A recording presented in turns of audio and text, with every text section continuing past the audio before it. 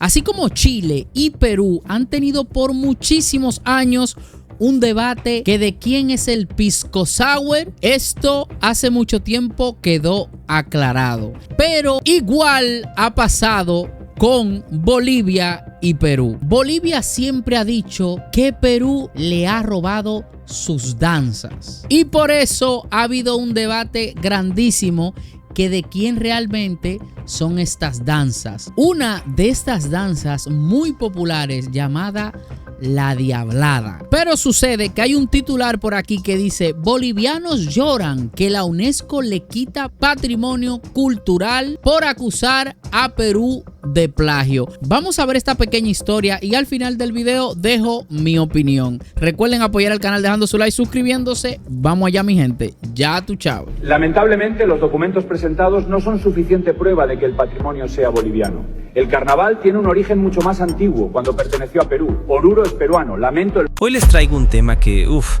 ha generado muchísima polémica y debate, especialmente entre dos países hermanos, Perú y Bolivia.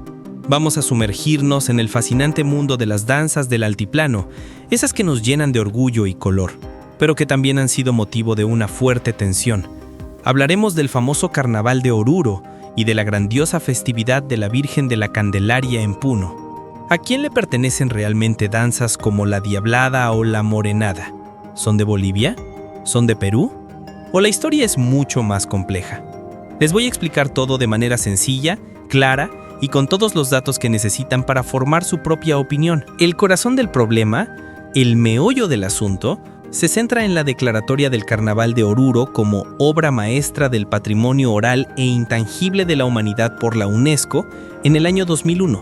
Bolivia presentó un expediente para lograr este prestigioso reconocimiento, pero aquí es donde empieza la controversia. Según muchos expertos e historiadores, los documentos que presentó Bolivia en ese momento no lograban demostrar de manera concluyente que el carnaval y sus danzas como la Diablada fueran un patrimonio exclusivo de su territorio.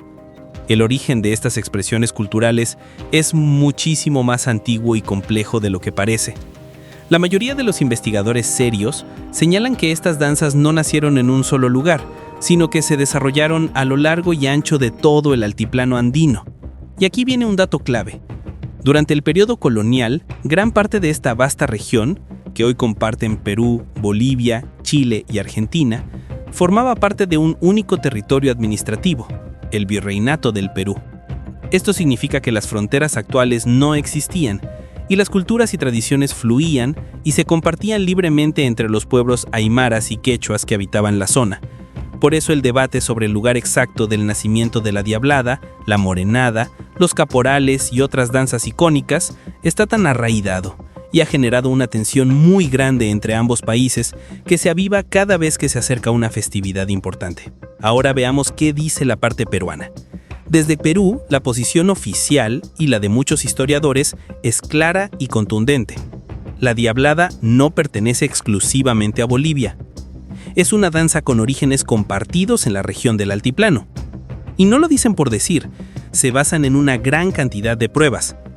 Existen investigaciones profundas, registros históricos que datan de la colonia, documentos religiosos de antiguas parroquias y estudios antropológicos muy serios que demuestran que esta danza se desarrolló y se practicó en varios pueblos de la región. Un punto muy interesante es el papel de los misioneros españoles. Se ha documentado que en tiempos coloniales, ellos utilizaban representaciones teatrales y coreografías muy similares a lo que conocemos como la Diablada para evangelizar a los pueblos andinos. Era una forma de enseñarles la doctrina cristiana, la lucha entre el bien, representado por los ángeles, y el mal, encarnado en los diablos. Y esto no ocurrió solo en la zona de Oruro, sino también, y con mucha fuerza, en los alrededores del lago Titicaca, especialmente en la región de Puno, en Perú. Por eso Perú afirma con toda seguridad que la Diablada es una parte fundamental de su identidad cultural y que la festividad de la Virgen de la Candelaria en Puno tiene una tradición riquísima y documentada que respalda su origen tan antiguo como el de cualquier otra celebración de la zona. No es una copia, es una manifestación paralela con raíces comunes. Ahora vamos al otro lado de la frontera. ¿Qué reclama Bolivia? Desde el lado boliviano, principalmente algunos grupos culturales, folcloristas y también autoridades sostienen con mucha pasión que Perú está apropiándose indebidamente de sus danzas. El argumento que repiten es que la diablada, la morenada y otros bailes son creaciones 100% bolivianas, nacidas y desarrolladas exclusivamente en su territorio, y que los peruanos no deberían presentarlas como parte de su propia cultura, sino como una expresión boliviana que ellos interpretan. Estos reclamos han escalado a niveles internacionales. Han enviado cartas y quejas formales a la UNESCO acusando a Perú de lo que ellos llaman plagio o apropiación cultural. Sin embargo, un detalle importante es que, según los análisis de expertos en patrimonio, estas acusaciones a menudo carecen de un respaldo documental sólido y definitivo que pueda probar esa exclusividad ante un organismo internacional. Se basan más en la tradición oral, el sentimiento nacional y la fuerte identidad que el Carnaval de Oruro ha construido a lo largo de los años, lo cual es totalmente válido, pero no necesariamente suficiente para reclamar una propiedad exclusiva sobre tradiciones compartidas. Y aquí es donde entra la UNESCO, que está en medio de todo este embrollo.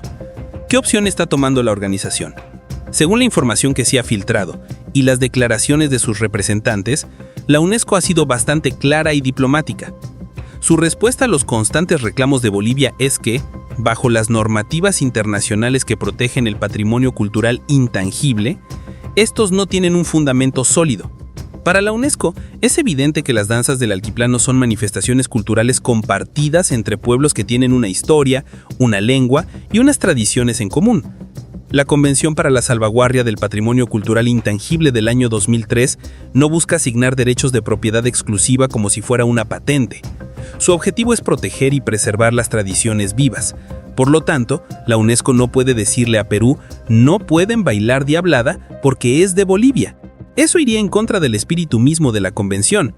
De hecho, la organización ha expresado en varias ocasiones su preocupación por el tono que ha tomado el debate, especialmente por los mensajes de odio y la xenofobia que se ven en redes sociales.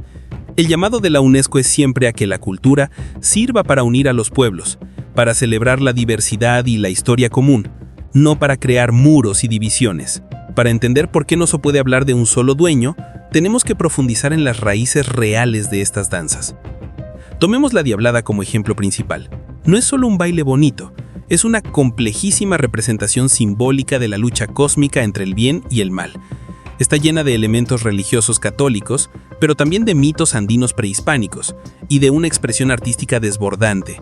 El uso de esas máscaras impresionantes, los trajes pesados y llenos de bordados, y las coreografías perfectamente sincronizadas son el resultado de una fusión cultural de siglos. Historiadores han encontrado pruebas contundentes en textos antiguos, en ropa tradicional que se conserva en museos, en registros fotográficos de principios del siglo XX y en crónicas coloniales que demuestran que la diablada y otras danzas similares se practicaban en muchísimos pueblos del altiplano, tanto en lo que hoy es Perú como en lo que hoy es Bolivia. No hay un paciente cero de la diablada.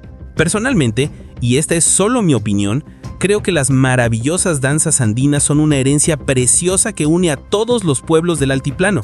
No deberían ser nunca un motivo de peleas o de odios, sino una fuente de orgullo compartido y una oportunidad para celebrar juntos la increíble riqueza cultural que nuestros antepasados nos legaron. Opinión final, mi gente. Creo que esta discusión cultural no debería convertirse en una guerra entre países, porque la tradición del altiplano tiene raíces compartidas que unen más de lo que dividen. Lo ideal sería que ambos lados reconozcan su historia común y trabajen juntos para proteger y celebrar estas danzas, que forman parte de la identidad de toda la región. Pero esa es mi opinión. Me gustaría saber la tuya ahí debajo en los comentarios. Deja tu like, suscríbete. Ya tú sabes. Nos vemos en el próximo video.